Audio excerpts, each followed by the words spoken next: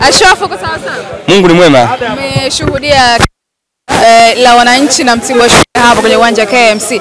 Pengine tuambie tathmini yako angalau kwa ufupi kwa namna ambavyo umeona na Young Africans wakaondoka na ushindi wa mabao mawili wakijikusanya zote tano.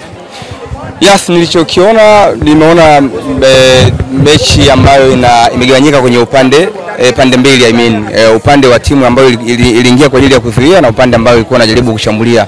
Kwa upande wa Mtibwa Sugar wali approach vizuri mechi yao, walikuwa wanajua kwamba ni ngumu kwenda kupishana na Yanga ambayo hivi karibuni imekuwa na ups and down, haijawa kwenye ile standard ambayo imezoeleka kuiona ikiwa inacheza, na unakumbuka hivi karibuni mpaka kocha kaondoka ku qualify kwenda kwenye hatua makundi ilikuwa ni shida sana. Kwa hiyo ulikuwa unatarajia leo wachezaji watakuwa wanajitoa kupambana kuhakikisha namna gani wanaweza kupata matokeo, na ndio kitu ambacho kilitokea. Ulikuwa unaona kwamba Mtibwa hawakutaka kupishana na Yanga direct, walikuwa wamesit back nyuma, idadi ya wachezaji ilikuwa ni kubwa, and then walikuwa wanajaribu kushambulia kwa counter attack. Yanga tunaelewa hakuna kitu kikubwa ambacho kocha angeweza kukibadilisha kwa muda mfupi, ni wale wachezaji walikuwa wanahitaji kujimotivate wao wenyewe.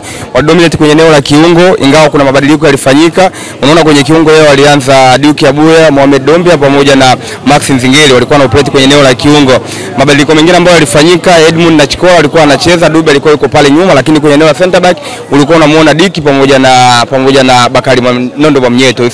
Kitu ambacho kilikuwa ni kikubwa ambacho kilikuwa kinafanyika ni namna ambavyo timu ilikuwa inajaribu kutoka nyuma kwenda mbele. Changamoto, unajua hamna kitu kigumu kama kucheza na timu ambayo inazuia kwenye low block, kitu ambacho alikuwa anakifanya Mtibwa. Kwa hiyo Yanga walikuwa wanajaribu kutengeneza namna gani ambavyo wanaweza wakawa unlock defense ya Mtibwa Sugar ili waweze kupata magoli.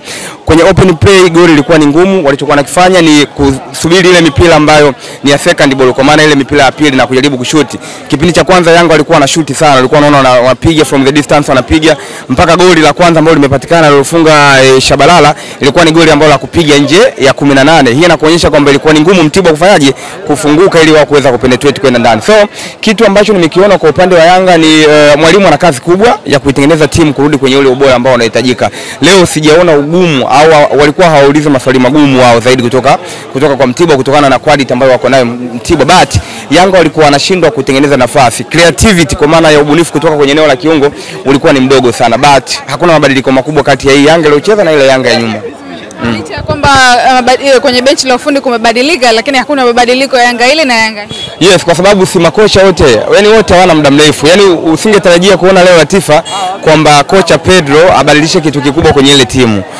Kilichokuwa kinatakiwa kuonekana ni uwezo binafsi wa wachezaji, namna gani wanajiorganize, kwa sababu timu ili icheze as a team kuna namna ambavyo mnatengeneza nafasi. Yanga mpira wao tumeuzoea sasa hivi kwamba watafanya build up kutoka nyuma, watafika kwenye eneo la katikati, watakutongoza kutoka nyuma na nzeno wataenda kufunga. Lakini leo ulikuwa unaona kwamba kupenetrate kupita katikati ilikuwa ni ngumu, ndio maana walikuwa wanapiga ile mipira ambayo nimekuambia kwamba walikuwa wanapiga nje ya 18. So option pekee ni either tupige mipira ya cross tushuti nje ya 18 au apatikane mchezaji ambaye anaweza kupenetrate kama vile Pacome ambavyo anafanya kwamba okay, naamua kupenetrate kwenye eneo la kati. So mpaka sasa hivi moja kati ya kazi kubwa kama mimi ni kocha Pedro, niko pale juu, najua hii timu inahitaji kutengenezwa kuwa na pattern ambayo itakuwa na flow nzuri.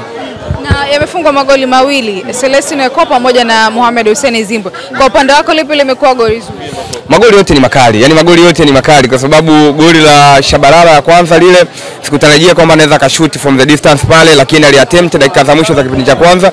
Lakini ukiangalia goli la pili pia alikuwa free kuwa amechukua mpira, amedive, amepiga baiskeli, akaangalia winga unatakiwa ufunge magoli kama yale. Winga kuna namna unatakiwa kukevu. Dube alikuwa na miss kitu kama hicho. Pressure yake bado ana confidence ile. Hali yake ya kujiamini iko chini. Kuna moment tulikuwa tunatamani awe na kevu, anapata mpira lakini anapiga pass kwa ndani badala ya kuweza kupiga moja kwa moja. Kwa leo kitu ambacho hayo magoli yalivyopatikana yote ni magoli mazuri ambayo wote wamejaribu kushuti, na inaonyesha kwamba kwenye uwanja wa mazoezi wamekuwa wakifanyia kazi zaidi namna ambavyo ya kushuti kutoka nje ya box. Nashukuru sana. Asante sana.